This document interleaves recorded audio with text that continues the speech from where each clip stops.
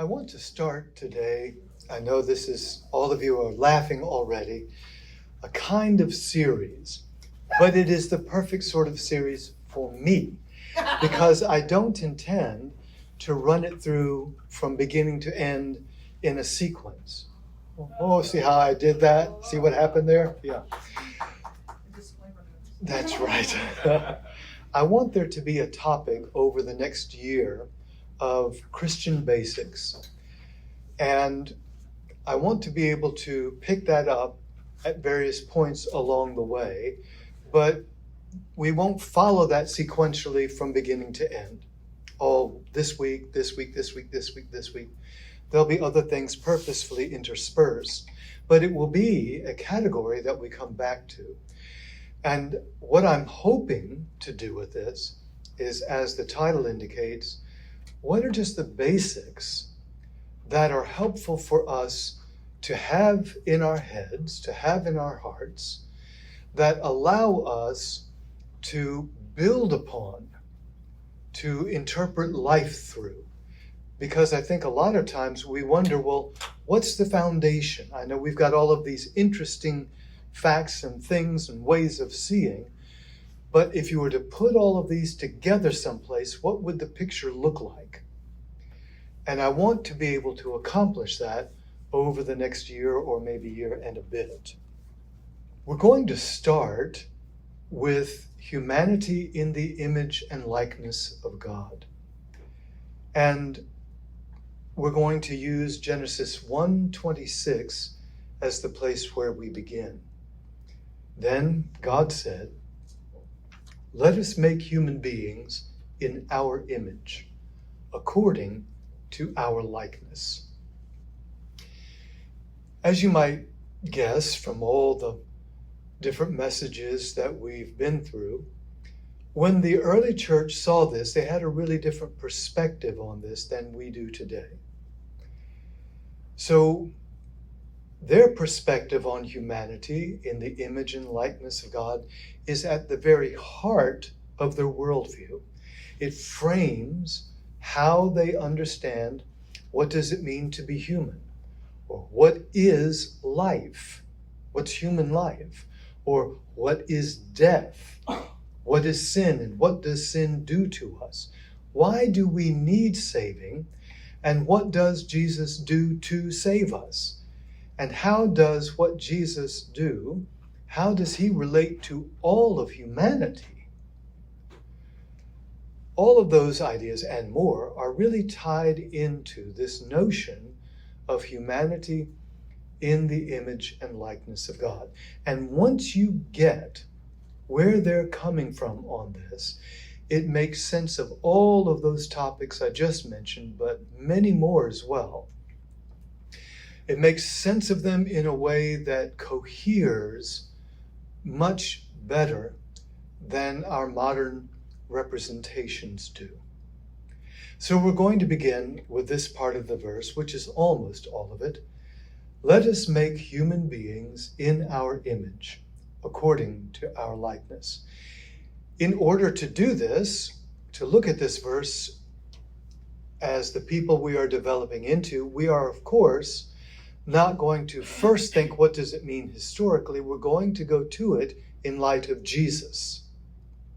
And so, with that in mind, I have several verses, 5 I think, that we're going to look at, and then apply those to verse 126. So, beginning with 2 Corinthians 4:4, whose minds the God of this age has blinded, who do not believe, lest the light of the light of the gospel of the glory of Christ, who is the image of God, should shine on them. Focus in on these words, Christ, who is the image of the who is the image of God. Colossians 1:15, he, Jesus, is the image of the invisible God. Now let's move on to John 5:19. Jesus, speaking of himself, says the Son can do nothing of himself, but what he sees the Father do. For whatever he does, the Son also does in like manner. Then John 12:50, what I speak, therefore I speak just as the Father has told me. And then finally John 14:9, whoever has seen me has seen the Father. So if we read Genesis 1:26 in light of the above verses, how will we understand image and likeness? Same as As? the same as God. Okay. It's all Jesus. It's Jesus is the image. Yes, Jesus is the image. But our likeness is the behavior, right? Let's not get ahead of ourselves. Let's start with where we are. Jesus is the image. He is the image of the invisible God. How do 5:19, 12:50, and 14:9 show likeness? Doing what God has told him. Yeah, he only does what God does, right? He only speaks what God speaks. So he's so like God, the Father, that when you look at Jesus, you're looking at the Father. He is the Father's likeness. Jesus is the image and likeness of God. When the early church read, "Let us make human beings in our likeness," in our image, according to our likeness, they understood it to say, "Let us create humanity in Jesus and according to Jesus." That's why Paul says in Ephesians 2:10, "For we are the Father's workmanship, created in Christ Jesus." Adam and Eve are where creation of humanity in the image and likeness of God is begun. They aren't the image and likeness of God yet. Jesus is where the creation of humanity in the image and likeness of God is completed, which means that Jesus is the goal all along. He's not an answer to a problem that comes up. Creating humanity was always to look like Jesus, but that has to start somewhere in time. So it starts with Adam and Eve, the creation of humanity, but it isn't finished with Adam and Eve. It isn't finished with the human beings that come after Adam and Eve. It is finished in Jesus Christ, so that Jesus is God creating humanity. Jesus is always how God intends to create human beings. He is the new Adam from which all humanity comes. And so Jesus is the way that God makes human beings in his image and likeness.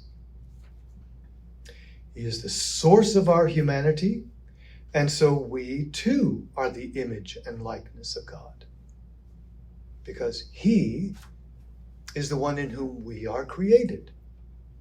So what's true of him is going to be true of us. Does that make sense?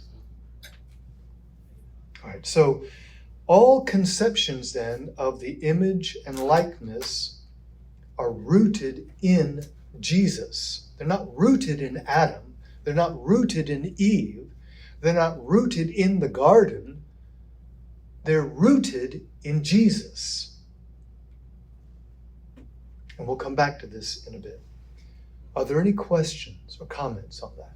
On the first, what were the two first blank fill-ins? Correct. Adam and Eve are where the creation of humanity in the likeness, image and likeness of God is begun. But Jesus is where the creation of humanity is completed. Okay? Thank you. Thanks for that, Rob. As we read then Genesis 1:26 in light of Christ, image and likeness are not merely synonyms. They refer to different aspects of our being. different aspects of our being. Image refers to the kind of being we are. So to be human is to be the image of God. It's not something we become, it's what we are. That's the nature of our humanity. Image of God is our foundational nature. And this does not change, even though we are fallen. All right? Likeness refers to the way our kind of being functions. It isn't static the way the image is, it's dynamic. We grow, we develop, we are accustomed in likeness to God through participating in His communion of love. That's how humanity functions. We grow, we develop, we are accustomed in likeness to God through participating in His communion of love. Now, we need to make sure we understand that neither image nor likeness function. How does a human being function? None of these are choices that we either opt into or opt out of. In other words, and we'll say more about this in another message, certainly our choice is included in function, but we can't make up what the function for a human being is. It derives from the way that we are created. We would say, in words that we're used to, they're ontological. They're not just psychological. Right? That's very important for us. The two other fill in the blanks just below there. Further, likeness to God is the goal of our being. For every human being. We're not talking about if you're a Christian, this is your goal, or if, whatever, and it isn't the goal that a Buddhist has, or a Muslim has, or whomever an atheist has. To be human, the likeness to God is the goal of our being. That simply is what it means for humanity to function as humans. And finally, likeness to God is how the image is fulfilled. Likeness to God is how the image is fulfilled. The function of a being is how the nature of a being is fulfilled. The function of a being is simply how the nature of a being is fulfilled, is brought to pass. Right? So obviously, if it is the nature to be the image of God, well, the function of that is likeness to God.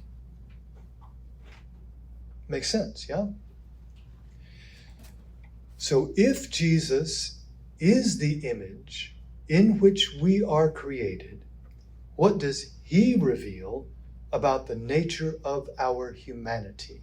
Nature, image. We're not to function yet. What does He reveal about the nature of our humanity? Is to say and do what the Father does. Yeah, that will be more into the function. I thought you said. That it is lost. You can't lose your image. That's the nature that you are. It means that by nature, we are in communion with God. Okay. Look at Jesus. Jesus is humanity and God in communion. It's what He is. Okay. Right? So that's your nature. And it's because that is your nature that you are His image. because God is a communion of love. Well, if God is the communion of love between the Father and the Son in the Spirit, and you are his image, then communion must be your nature. So if the creation of our humanity happens in Jesus, we are made for communion with God. Not if we're religious, simply because we're human. We are made for his glory, for participating in his beauty and his goodness. So the beauty that we long for is not in the eye of the beholder. The glory we long for is not in the eye of the beholder. It is the beauty and the glory that God is, because we are his image. And this isn't a choice that we make. It simply is. A dog is not a goldfish. It's not a goldfish by choice. It's not, right? All that. It simply is what is. What we see in Jesus is the display of our human nature. What we see in Jesus is the display of our human nature. Any comments, questions? Okay. If Jesus is the likeness according to which we are made, we were just dealing with image, we're moving to likeness. If Jesus is the likeness according to which we are made, what does he reveal about how our humanity functions? It functions in the communion with the Father. Yes, it functions in the community. So a function of being human is to love God with all that you are and to love your neighbor as yourself. That's a function of your humanity. Choosing that doesn't make it so. It is so. And if you're not doing that, then you've lost your capacity to function as a human. We'll say more about that later too. Not today, but in another message. Things like prayer and forgiveness are functions of humanity.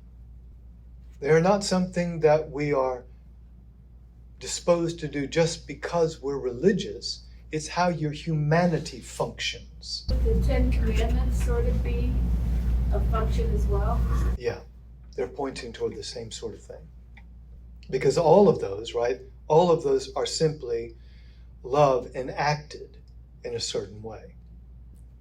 Because loving God and loving your neighbor as yourself, that's the basis. Everything else is simply the expression of that, right? As we've talked about. Any comments or questions? So you see, when you want to think about what is natural to my humanity, you have to look at Jesus. And when you think, well, it's the most natural thing in the world for me just to want to be in control, that's just how I function. That's a problem, because that's not how your humanity functions. It's not that you've broken a rule. That has nothing to do with it. It's that that's not how your humanity functions. Given physically, given how our humanity has been constructed, we don't have the choice of simply jumping into a pool and taking a deep breath. It's not just that we've broken a rule if we do that. It is that that's not how our humanity functions. There is a function that fits our nature. And that's already decided by being created. That's not up for grabs. You don't opt in or opt out. That's how your humanity functions. So let me ask, if someone that is concerned with like they want to control everything or whatever. And it's not their likeness or humanity's function to be that. That's why maybe they can be anxious, worried, the day's not going well, because they're trying to do something outside of their nature's function. Right. What they are living is dysfunction, And and that's the experience of dysfunction. that leads into the next question that you have on here. If the nature and function of humanity are rooted in Jesus, what are some of the false ideas we have about being humans? Yes. And that would be if we're trying to control and bring order to chaos, we weren't designed to function that way. Right. And then that can And lead to that the will be anxiety, tweaked, but yes. can lead to the anxiety, Yes. the other thing, manifestations Yes. of things that happen. The great anger when things won't be controlled by you. The depression that we experience when we see there's no possibility to control. We don't just live in anxiety, then we start living in depression, Yeah. right? It goes back and forth too, or it can. Yep. Right. That's a sign that your humanity is functioning in a dysfunctional way. So, what are some other false ideas we have about being human? And we have a sinful nature. Yeah, that we have a sin nature. No, your nature is you're the image of God. That's what your nature is. That it's human nature to fail God. Well, of course, I'm human. No, your image and your function are not to fail or rebel. Your image and your function are to move into communion. Our nature is Jesus. The spell is deception. Yep. And so as we start to think about how this is working out, being in the image and the likeness of God, you see, we have to make a lot of corrections in how we've been used to thinking about things. Those corrections are going to make more and more sense as we move on. In light of what we've said about the meaning of likeness, and this is where we were just headed, what is the reason for our sense of being unfulfilled? Because remember, likeness fulfills image. We're not doing what we were created to do, Yeah. so we're going to be unfulfilled. Yes. Yes. Your nature can only be fulfilled by its proper function. How could it be otherwise? How could it be otherwise? Humanity is designed to function in a certain way. And so we cannot be fulfilled without likeness to Him. It's not possible. And everything that we do that does not grow in likeness to Him ends up being what? Insubstantial and fleeting, and so not fulfilling. See how the things that we've talked about find, this is the context for that. Yes. So the primary thing we pursue, if we're functioning properly, no matter what the circumstance, is likeness to God. Not an outcome in the circumstance. The primary thing we are pursuing is how can I grow in the likeness of God in this circumstance? That's the goal, because the function is the goal of the nature, like we just said. So that means that the goal I have in any situation is not necessarily to manage it for my desired outcome. It is to be more the likeness of God in that situation. That's the goal. So many times, we're not sure how to handle what it is that we have to face. And so we start thinking, well, how do I make this work out right? Or what is it that I think would be really a beautiful thing to have happen, and that's what I'm going to make happen? That is not your function. Your function in any circumstance is to be the likeness of God. That's your function. And that's what will end up fulfilling you, because your nature is to be the image of God. And if that's your nature, then your function can't do something different and you be fulfilled. It's why all of these solutions that we come to, what is it that will fulfill me, end up not fulfilling us. In the short term, we think, oh, great, this will really work. Life will be just the way I want it to be.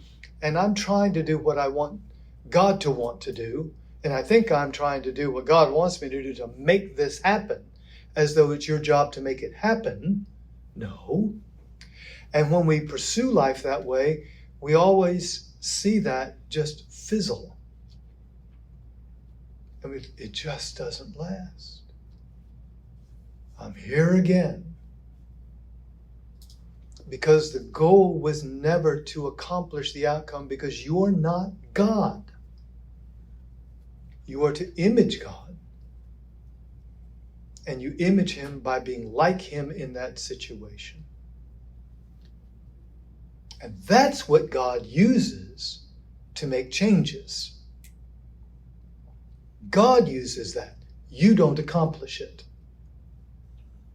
So this simplifies life very much. I may not know whether I should choose this job or that job. I don't know. There's pros, there's cons for both. What is it that God wants me to do? He wants you to perform your function, to be a likeness to Him there. That's what He wants. It's really nothing more difficult than that. And so to be in His likeness there would be to bring the love and the glory and the beauty of God to this situation that you don't know which choice to make.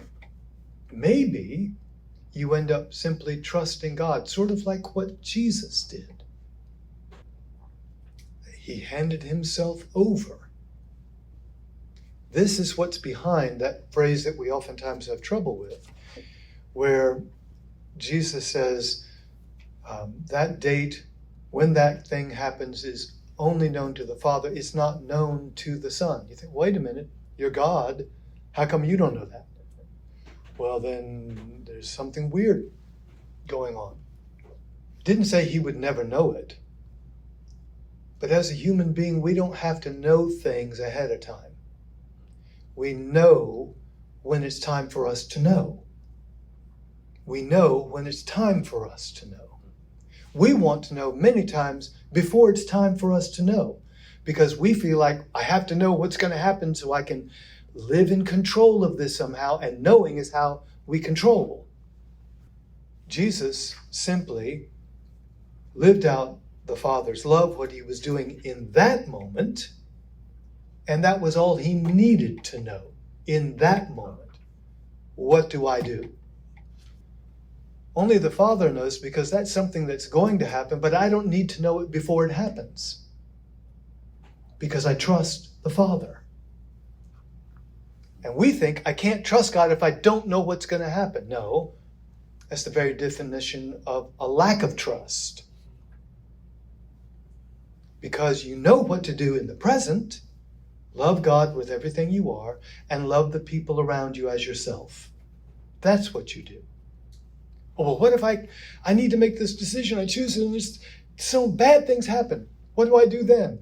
You love God when the bad things happen, and you love the people around you as yourself. That's your function. You're not in charge of how other people behave or what goal they come to or any of that. That's God's job. That's His function as God. Any closing comments or questions?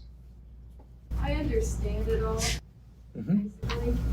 I'm just wondering how to practically apply it situationally. Give a for instance. Well, for instance, you were talking about a job. Mhm. I don't know how to apply that. What do you think is your function in making that decision? Like you were saying, love God and love those Okay. around you. So maybe which job you choose isn't the most important thing to know. Maybe even which job you choose isn't the important thing. We tend to think it is because we put a lot together with that. And we don't want to do what's not in God's will. And we only define God's will knowing what to do. We have God's will. So if I'm making a decision and I've prayed and I've discerned to the best I know how in that moment, then I simply choose this job and I don't have a lot of angst about it.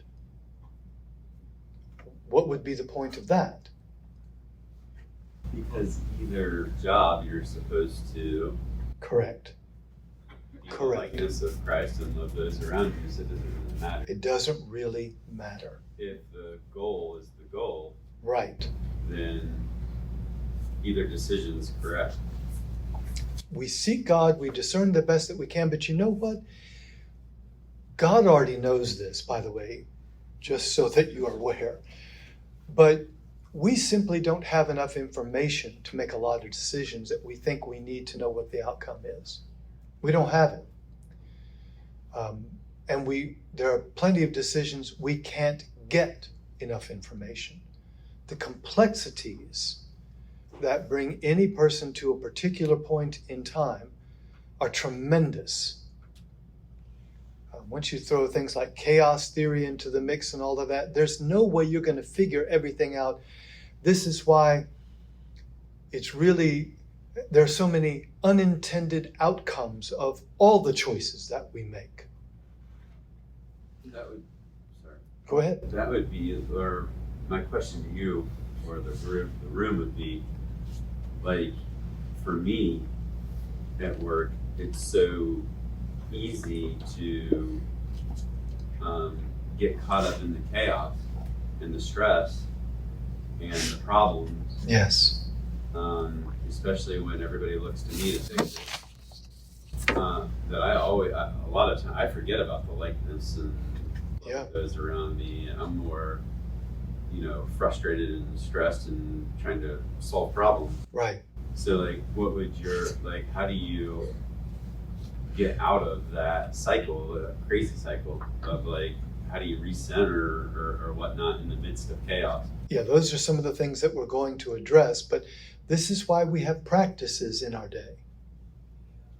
And when we don't practice, how do we expect things to be different? What we're practicing is likeness. That way we don't have to think about it in those situations and we just act on it, but getting there is. Correct. Well, it does change your priority in any situation. Yes. Yes, it does. It ought to take off some of the pressure. We think far too much, far too highly of the choices that we make, and then everything hangs on that choice. Everything.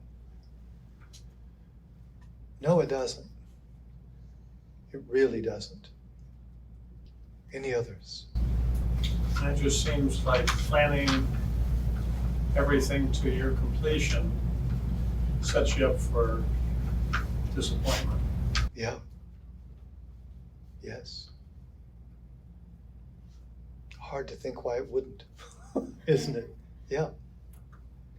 And to let our plans disrupted then ruin our day means we're not functioning in a human way.